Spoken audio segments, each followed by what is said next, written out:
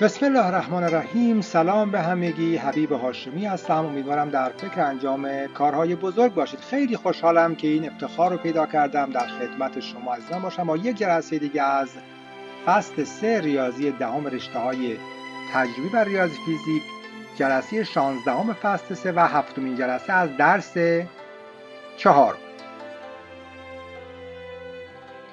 روش های تجزیه رو ما گفتیم 3 روش برای تجزیه است: فاکتورگیری به کمک اتحاد و روش های خلاقانه که در جلسات قبل فاکتورگیری رو گفتیم. اتحادها هم یک حالت خاص رو بررسی کردیم. گفتیم که به کمک اتحادها اگه 2 جمله باشه یا 3 جمله یا 4 جمله که جلسه قبل در مورد 2 جمله صحبت کردیم، گفتیم به کمک اتحاد مزدوج یا اتحاد چاق و لاغر میتونیم تجزیه کنیم. این جلسه میخوایم در حالتی که 3 تا جمله داشته باشیم به کمک اتحادها تجزیه کنیم که یا از اتحاد مربع 2 جمله کمک میگیریم یا از اتحاد جمله مشترک، و اگه 4 جمله باشه به کمک اتحاد مکعب 2 جمله. خب عزیزان دقت کنید، ما 2 تا اتحاد داشتیم. اتحاد مربع 2 جمله‌ای که اگر آ به اضافه b به توان 2 باشه جواب میشد آ2، یعنی اولی به توان 2 به اضافه 2 برابر اولی در دومی به اضافه دومی هم به توان 2. اینو میگفتیم مربع 2 جمله‌ای. چرا؟ چون توان 2 هست میشه مربع، و 2 جمله‌ای هم که چون 2 تا جمله داریم. حالا اگه اینجا به اضافه بود ما بینشون به اضافه قرار میدادیم، و اگر اینجا منها بود این پشت 2 ضریب 2 رو منفی قرار میدادیم. خب حالا تجزیه چی میشه؟ تجزیه اینه که شما جواب رو به شما میده، یعنی میگه آ2 به اضافه یا منهای 2آبی به اضافه b2 این جواب رو به ما میده و شما بایستی به صورت توان بنویسید. یعنی بنویسیم آ به اضافه یا منهای b به توان 2. اگه دقت کرده باشید در حالتی که میخوایم تجزیه کنیم اینجا ما 3 تا جمله داریم: 1 جمله، 2 جمله و این هم 3 جمله. که وقتی 3 جمله باشه یکی از حالتها اینه که به کمک اتحاد مربع 2 جمله‌ای بتونید چیکار کنید؟ تجزیه کنید. خب حالت بعدی اتحاد جمله مشترک بود. بچه‌ها اگر x به اضافه a در x به اضافه b رو ما داشتیم، خب این اتحاد به این صورت بود. گفتیم جمله مشترک اینجا x هستش به توان 2 به اضافه جمع غیر مشترک ها. بچه‌ها a و b جملات غیر مشترک هستن. a و b جملات غیر مشترک هستن. جمع این دوتا ضرب در مشترک به اضافه دوباره ضرب این دوتا غیر مشترک. حالا تجزیه چه کار میکنه؟ این جواب رو به شما میده و شما باید به صورت ضرب دوتا پرانتز بنویسید. پس در تجزیه شما x2 به اضافه جمع غیر مشترکان a و b رو دارید در x به اضافه ضربشون که شما اینو باید به صورت x به اضافه a در x به اضافه b بنویسید.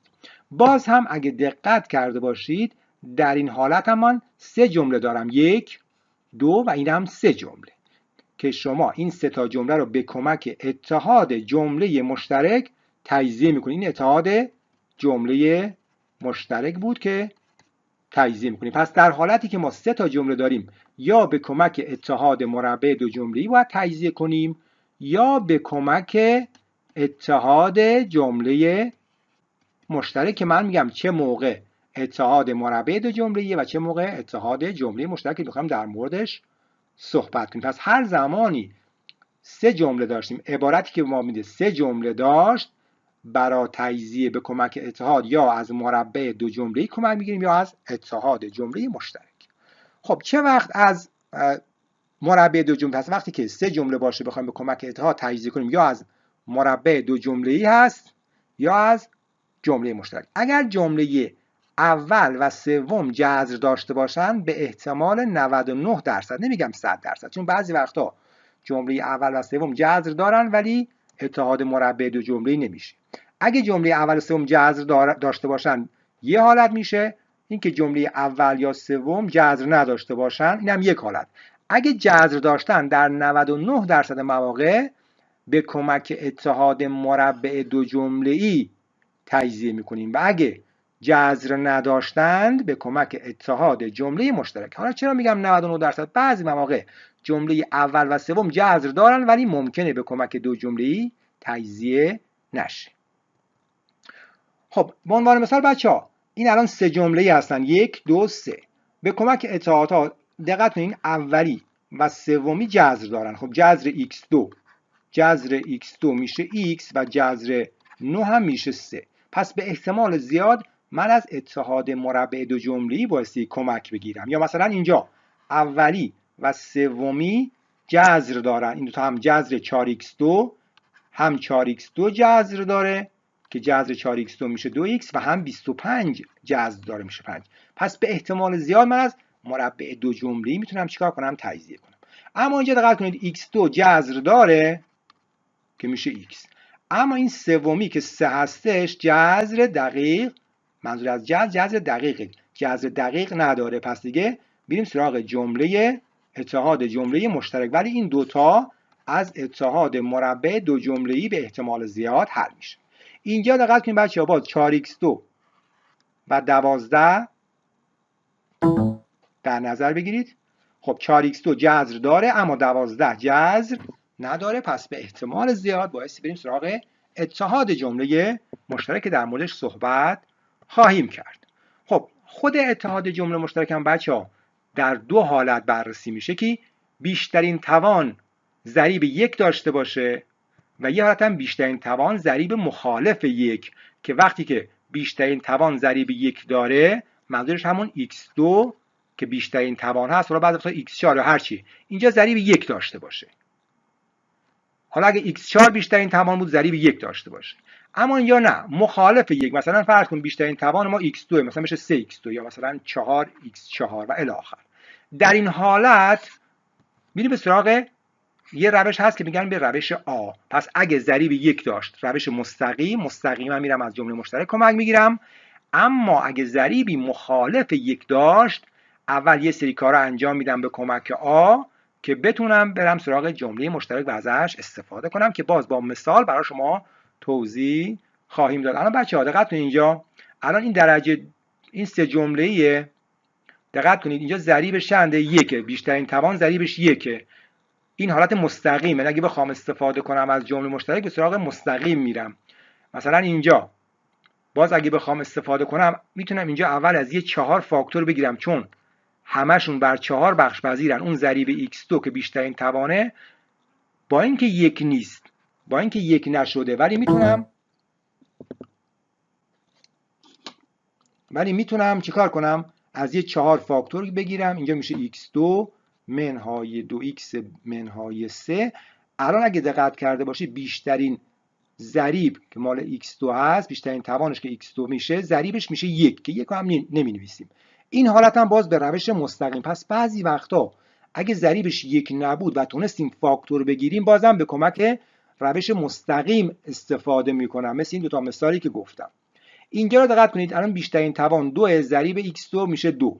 آیا میتونم از 2 فاکتور بگیرم؟ نه، چون 2 بر 5 و 3 بخش پذیر نیست. اینجا دیگه به روش غیر مستقیم که یا همون روش آ استفاده میکنم. پس اتحاد جمله مشترک دو حالت، مستقیم غیر مستقیم. مستقیم وقتیه که ضریب x2 یا همون بیشترین توان 1 باشه و غیر مستقیم وقتی که مخالف 1 باشه. 2 3 منفی 2 منفی 3 هر چیز دیگه میتونه غیر از 1 باشه. بریم سراغ مثال. حالا گفته که x2 منهای 4x به علاوه 3 رو تجزیه کنید. خب بچه‌ها این از مربع دو جمله حل نمیشه چون 3 جذر نداره. پس بریم سراغ اتحاد جمله مشترک. خب اگه یادتون باشه اتحاد جمله مشترک به این صورت بود x2 به اضافه a به اضافه b در x به اضافه a در b. خب اینجا اگه یادتون باشه برای اینکه بیشتر جا بیفته براتون، اینجا که ضریب x ضریب x از جمع غیر مشترک درست شده و جلوی x از ضرب غیر مشترک که جواب این میشد x به اضافه a در x به اضافه b. خب بچه‌ها اینجا هم جمله مشترک ما x. جمله مشترک x. چرا؟ چون یه x به توان 2 داریم، اینجا یه x به توان 2 داریم، اینجا یه x داریم. جمله مشترک ما اینجا x هستش. x اینجا مشترک هستش. دقت کنید x به توان 2 جمله مشترکش اینجا دقیقاً x میشه این دوتا.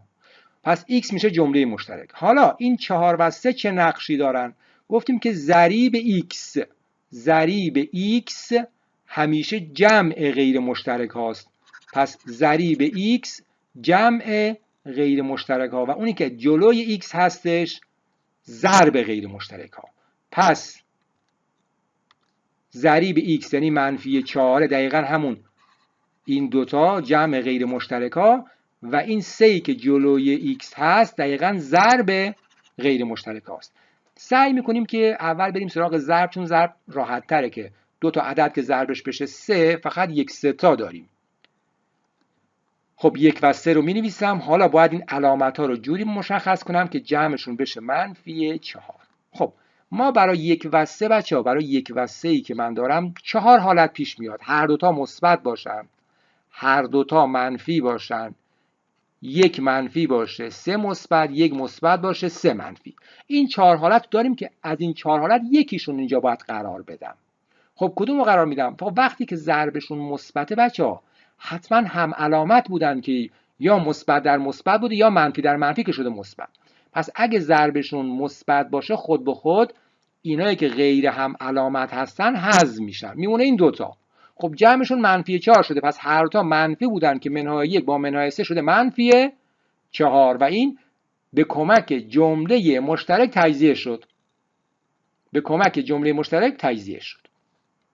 خب مثال بعد بچه دقت کنید. اینجا x2 و x4 این اولی و سومی چه دارن؟ جذر دارن. پس به احتمال زیاد از اتحاد مربع دو جمله‌ای استفاده میکنم. خب هر زمانی بخوام از اتحاد مربع دو جمله‌ای استفاده کنم یه پرانتز باز میکنم، یه توان 2. خب از اولی و سومی جذر میگیرم. خب بچه‌ها جذر x2 میشه x و جذر 4 میشه 2.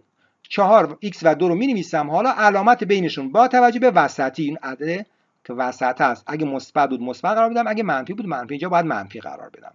این همون x منهای 2 به توان 2 هست که بچه‌ها x منهای 2 به توان 2 یعنی چی؟ یعنی x منهای 2 دو بار ضرب شده. خب کسی میگه که آیا امکان داره که اینو از جمله مشترک هم حل کرد؟ میگیم بله. اونایی که مربع دو جمله یعنی از جمله مشترک هم قابل حل هستن. به چه صورت بچه‌ها؟ دقت کنید. من میگم که باز به کمک جمله مشترک دو تا پرانتز باز میکنم. اینجا x میشه مشترک ما. چرا x میشه مشترک؟ چون اینجا دقیقاً یه x دارم، اینجا هم یه x. خب حالا این منفی 4 همون جمع دو عدده و مثبت 4 که جلو x ضرب دو عدد. گفتیم که بهتر بریم سراغ ضرب. خب دو تا عدد که ضربشون میشه 4، یکی 2 تا داریم، یکی 1 4 تا. خب بچه‌ها 1 و 4 رو هر جور جمع کنیم به 4 نمیرسیم، اما 2 تا رو میشه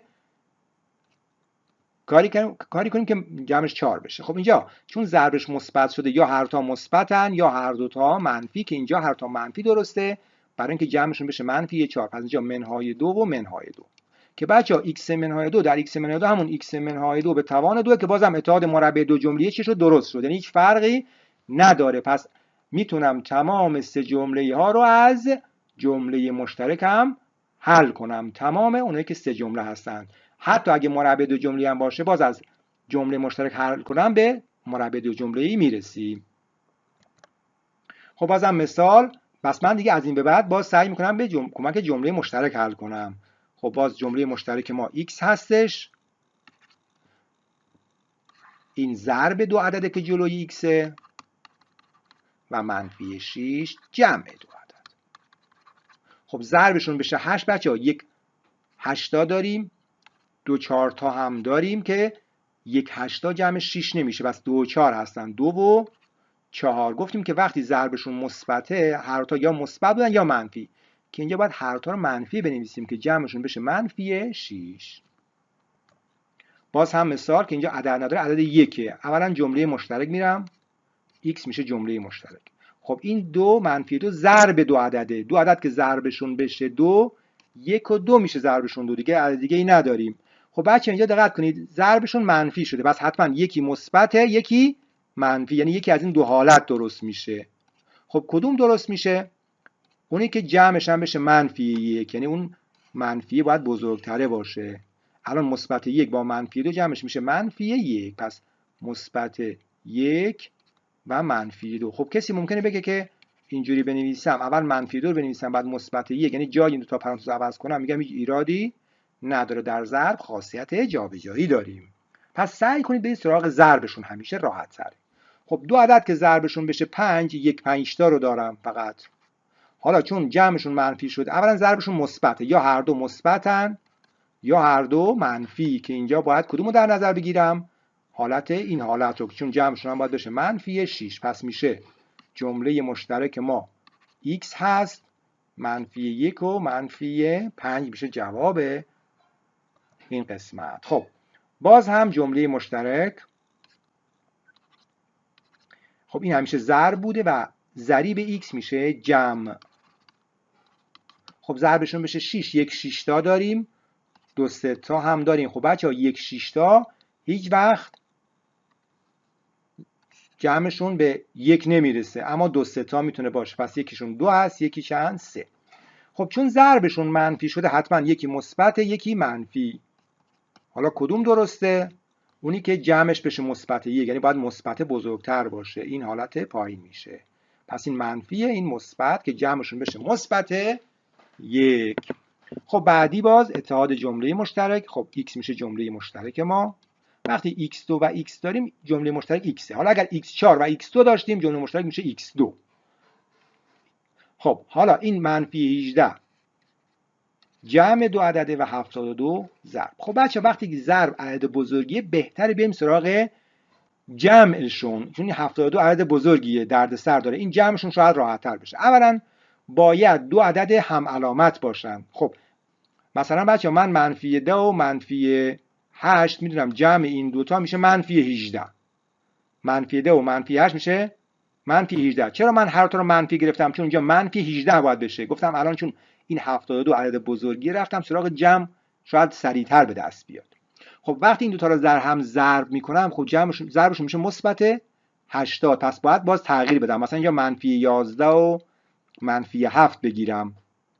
خب ضربشون میشه 77 مثبت نمیشه. خب اینو منفی 12 و منفی 6 بگیرم. نگاه کن اینو کلا اینایی که دارم میگیرم جمعشون چنده؟ جمعشون منفی 18. خب اینا ضربشون میشه مثبت 72. پس درسته. پس یکی منفی 12 یکی هم منفی 6. خب کسی ممکنه بگه چرا مثلا شما منفی 20 و مثلا مثبت 2 رو در نظر نگرفتی؟ خب این دوتا هم که جمعشون میشه منفی 18. خب میگم اینجا ضرب یه عددی چی شده؟ یه عدد مثبت شده، پس هر دوتا حتما هم علامتن، نمیشه یکی منفی باشه یکی مثبت باشه. پس از اعداد کوچکتر از 18 شروع کردم.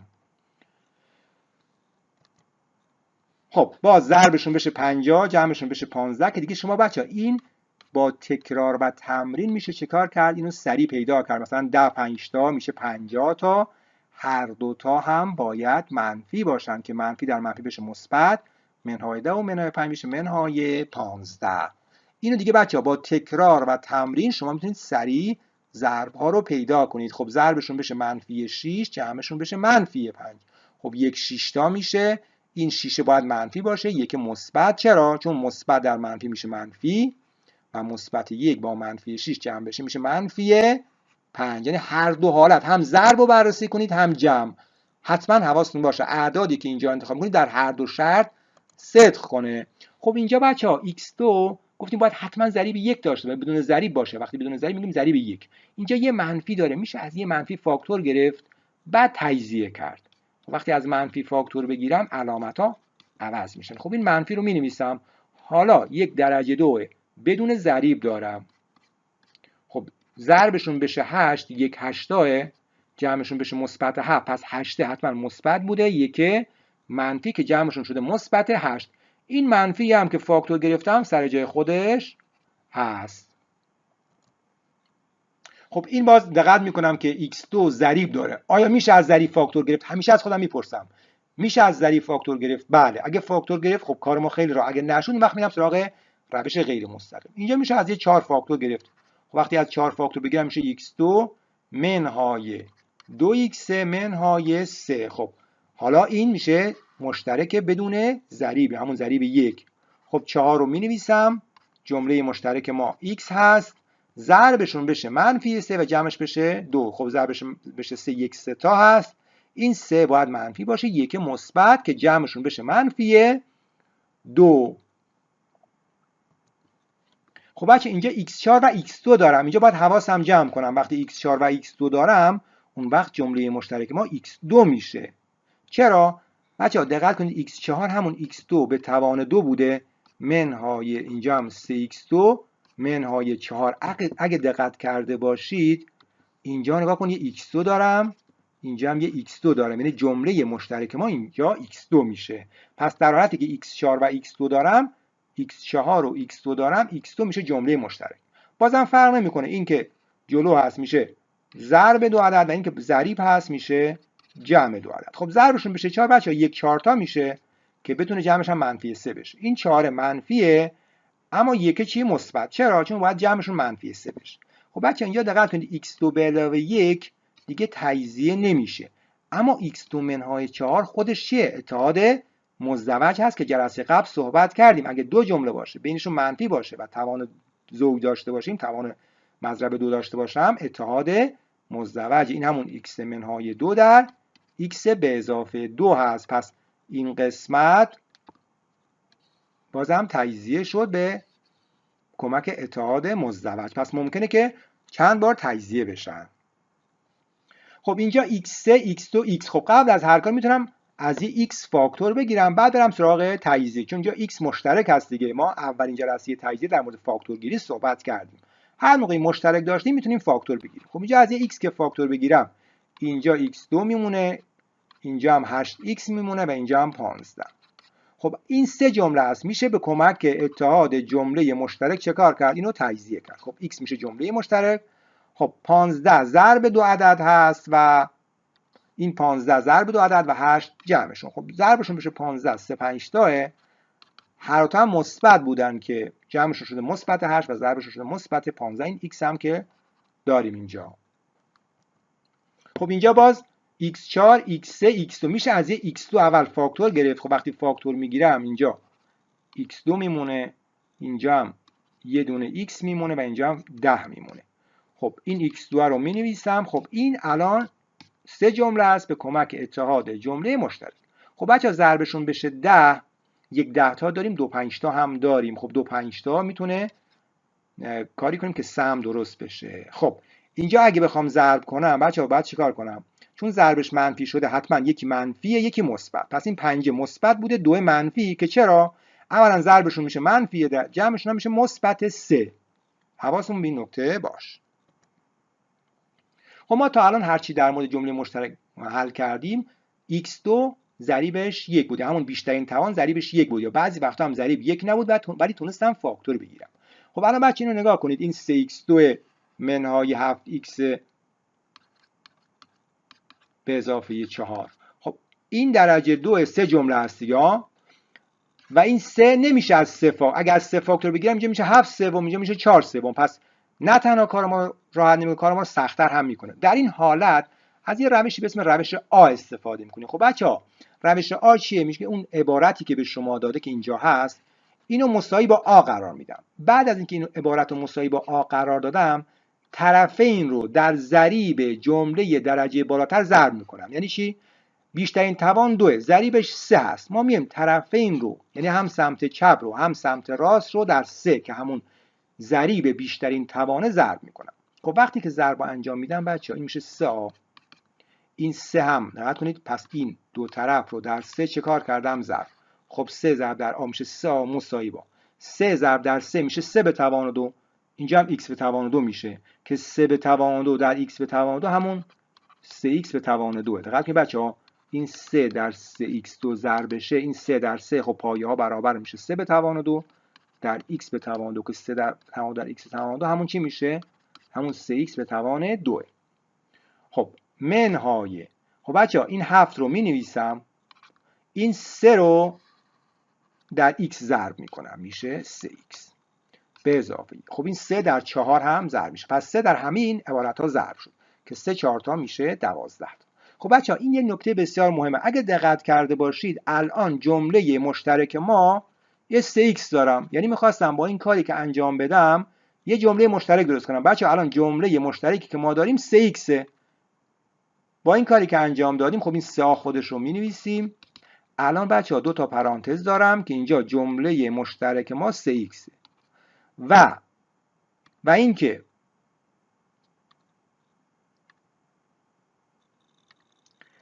این 3x که جمله مشترک هست، این منفی 7 دقیقاً همون جمع دو عدده و مثبت 12 هم دقیقاً همون ضربشونه. مثبت 12 هم ضرب دو تا عدده. اگه یادتون باشه گفتیم وقتی جمله مشترک داریم اینی که ضریبه جمع، اونی که جلوی اون عبارت هست ضربه. پس من باید دو تا عدد پیدا کنم که ضربشون بشه 12 و جمعشون بشه منفی 7. خب بچه‌ها 3 4 تا میشه 12 تا، هر دو تا هم اگه منفی باشن منفی در منفی میشه مثبت و منهای 3 با منهای 4 میشه منهای 7. خب بچه‌ها اینی که ما اسمش گذاشتیم اینجا من 3 رو به دست آوردم. پس میتونم چه کار کنم؟ این پرانتزایی که دارم میشه آیا فاکتور گرفت؟ بله. اینجا میتونم از یه 3 در پرانتز اول از یه 3 فاکتور بگیرم. خب اینجا x میمونه، اینجا هم 1 میمونه، اینجا هم نمیشه فاکتور گرفت، همون خودش مینویسم. خب بچه‌ها الان این 3 با این 3 چی میشه؟ تجزیه میشه، ساده میشه. این 3 با این 3 ساده میشه و که همون عبارتی که من اسمش گذاشته بودم تجزیه شد به x منهای 1 در 3x منهای 4 که گفتم این روش معروفه به روش چند مثال دیگه هم حل کنم تا براتون جا بیفته. خب 5x2 منهای 5t2 منهای 5t2 ممکنه به جای x بگه t. 5t2 منهای 4t به اضافه 1. خب گفتیم اولین اقدامی که انجام میدم اینه که اسمش بذارم حالا میام طرفین رو در اون ضریب بیشترین توان 2 ضریبش 5، طرفین رو در 5 ضرب میکنم، یعنی همه عبارت ها رو در 5 ضرب میکنم. پس این 5 در همه اینا ضرب میشه. خب 5 ضرب در میشه 5 5 ضرب در 5 میشه 5 به توان 2 t2 که همون راحتی که همون 5t به توان 2 میشه منهای. خب این 4 رو مینویسم، این 5 بچه‌ها در این t ضرب میشه 5t به اضافه 5 یکی هم میشه 5 تا. بچه‌ها من هدفم چی بود؟ هدفم اینه که یه جمله مشترک درست کنم. هدف از این کار اینه که یک جمله مشترک درست کنم که اینجا جمله مشترک رو تونستم درست کنم. جمله مشترکی که ما داریم 5t هست. این 5t میشه جمله مشترک ما که بتونیم از اتحاد جمله مشترک کمک بگیریم. پس 5a میشه. خب بچه‌ها دو تا پرانتز باز میکنم. 5t جمله مشترک ماست. گفتیم که ضریبش جمع دو عدده و اون عددی که جلوشه میشه ضرب. دو عدد که ضربشون بشه 5 و جمعشون بشه منهای 4 یک 5 تا میشه. خب حالا این 5 باید منفی باشه و این یک مثبت. ببینم درست حل کردیم. خب مثبت در منفی میشه منفی، اینجا 5 چیه؟ مثبته، پس نمیشه. پس ما احتمالاً یه جایی باید برگردیم، ممکنه که اشتباه کرده باشیم. خب بچه اینجا سوال رو نگاه میکنم، اینجا منهای 1 من در سوال اومدم چیکار کردم؟ مثبت 1 نوشتم و همین باعث شد که ما به جواب نرسیم. پس اینجا خود سوال منفی 1 گفته، پس این 5 چیه؟ منفی هست که من اصلاحش میکنم. خب حالا ضربشون بشه منفی 5 و جمعشون بشه منفی 4. الان درست شد. منهای 5 و مثبت 1. به همین خاطر من گفتم همیشه هر تا رو امتحان کنید. خب ما بایستی به برسیم، یعنی این ضریب همیشه باید از بین بره. خب میشه آیا فاکتور گرفت؟ خب از 5t و 1 که نمیشه فاکتور گرفت، از پرانتز اول که نمیشه، اما از پرانتز دوم میشه فاکتور گرفت. میشه از یه 5 فاکتور گرفت. خب از 5 فاکتور میشه t منهای 1. خب الان این 5 با اون 5 ساده میشه و تجزیه شد به 5t به اضافه 1 در t منهای 1. باز هم مثال. خب این عبارت ما هستش. خب اینو مساوی با قرار میدیم و طرفین رو چه کار میکنیم؟ و طرفین رو پس اینو مساوی با قرار میدم و طرفین رو در ضریب اون بیشترین توان، ضریب بیشترین توان منفی 2، پس طرفین رو در منفی 2 ضرب میکنم. خب منفی 2 ضرب در آ منفی 2 ضرب در این میشه، ضرب در ایکس میشه و ضرب در منفی 3 میشه. خب بچه‌ها منفی 2 ضرب در آ میشه منفی 2. منفی 2 ضرب در منفی 2 ایکس. بچه نگاه کن، منفی 2 ضرب در منفی 2 ایکس 2. خب منفی 2 چند بار تکرار شده؟ 2 بار. میشه منفی 2 به توان 2 ایکس 2 که همون منفی 2 ایکس به توان 2 هست. خب ما هدفمون اینه که یک جمله مشترک درست کنیم. خب پس این میشه منفی 2 ایکس به توان 2. همیشه این اولی میتونم داخل پرانتز بنویسم وقتی ضرب میشه به توان 2. خب این منفی 2 هم در این ایکس ضرب میشه 5 در منفی 2 ایکس و منفی 2 در منفی 3 میشه مثبت 6. حالا بچه اگه دقت کرده باشید جمله مشترک این عبارت، جمله مشترک چی میشه؟ منفی 2 ایکس میشه جمله مشترک، که منفی 2 ایکس جمله مشترک نوشتیم و چی؟ و این 6 میشه ضربشون و این 5 میشه جمعشون. ضربشون بشه 6 و جمعشون بشه 5. 2 3 تا هستن که اینجا نوشتیم. خب باید این منفی 2 از بین بره. خب از پرانتز دوم اگه دقت کرده باشید، از پرانتز دوم میشه از یه منفی 2 فاکتور بگیریم. از یه منفی 2 که فاکتور بگیریم، پس اومدیم از یه منفی 2 فاکتور گرفتیم. این منفی 2 که فاکتور گرفتیم، منفی 2 هم با این منفی 2 ساده میشه و جواب به دست اومد. باز هم مثال. خب بچه‌ها من میتونم اینو آ بگیرم و طرفین رو در 2 ضرب کنم. خب بچه وقتی در 2 ضرب میکنم این میشه 2آ. این هم گفتیم وقتی 2 در این ضرب میشه میشه همون 2x به توان 2. ما این عدد کار نداریم و اون 2 رو در این x ضرب میکنم، میشه 2x و 2 3 تا هم میشه 6 تا. خب بچه‌ها الان جمله مشترک چی هست؟ 2x. این ضرب دو عدد این جمعشونه. ضربشون میشه 6. یک 6 تا میشه و هر تا هم باید منفی باشن که جمعش بشه منفی 7. خب ما باید به آ برسیم. خب از پرانتز اول که نمیشه فاکتور گرفت، اما از پرانتز دوم میشه از یه 2 فاکتور گرفت. خب این 2 هم با این 2 ساده میشه و تجزیه شد. حتما آخرین مرحله باید به آ برسیم، یعنی حتما باید یه فاکتور گیری چیکار کنید؟ انجام بدید. باز هم مثال. خب اینو آ میگیرم، میخوام مثال زیاد حل کنم تا دیگه مسلط بشه. خب اینو آ میگیرم و طرفین رو در 7 ضرب میکنم. خب این میشه 7آ. 7 ضرب در 7x2 میشه همون 7x به توان 2 منهای 13 رو می نویسم. 7 در x ضرب میشه و 7 دوتا هم 14. خب حالا بچه اگه دقت کرده باشید جمله مشترکی که در این عبارت میبینیم 7x ضربشون بشه منفی 14 و جمعشون بشه منفی 13. خب یک 14 تا میشه. این 14 باید منفی باشه، یک مثبت. خب ما باید کاری کنیم 7 از بین بره. خب از پرانتز اول نمیشه فاکتور گرفت، اما از پرانتز دوم میشه از یه 7ش فاکتور گرفت، میشه x منهای 2. خب 7 تا با هم ساده میشن و تجزیه شد. پس آ شد 7x به اضافه 1 در x منهای 2. خب باز هم میتونم اینو آ بگیرم در 5 ضرب کنم. خب وقتی در 5 ضرب میکنم میشه 5آ و اینم 5x میشه 5x به توان 2. گفتیم عدد رو می‌نویسیم و این 5 رو در این x ضرب می‌کنیم داخل پرانتز که بتونیم یه عبارت مشترک پیدا کنیم. و 5 6 تا هم میشه 30 تا. حالا اگه دقت کرده باشید جمله مشترک ما بچه‌ها 5x میشه جمله مشترک. ضربشون بشه 30 و جمعشون بشه 11، 5 6 تا میشه.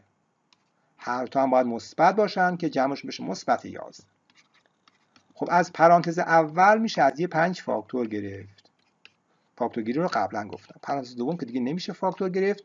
این 5 با 5 ساده میشه و آ تجزیه شد به x به اضافه 1 در 5x به اضافه 6. باز هم میتونم اینو آ بگیرم در 2 ضرب کنم. خب این میشه 2آ. اینجا هم 2x در 2 ضرب میشه 2x به توان 2. گفتیم عدد رو مینویسیم و این 2 رو در اون x فقط ضرب میکنیم، میشه 2x. چون میخوایم یه جمله مشترک داشته باشیم. اینجا اگه دقت کرده باشید جمله مشترک ما 2x. 2x جمله مشترک. اینجا هم 2 یکی میشه 2 تا. ضربشون بشه 2 و جمعشون بشه 3، 1 2 تا میشه. هر دو تا هم باید مثبت باشن که بشه مثبت 3. خب پرانتز اول که نمیشه فاکتور گرفت، اما از 2 پرانتز دوم میشه فاکتور گرفت. خب این دو با هم ساده میشن و تجزیه شد.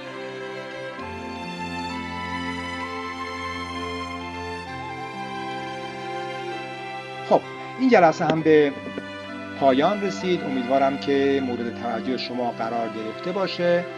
انشاءالله جلسه بعد در مورد باز هم تجزیه صحبت خواهیم کرد.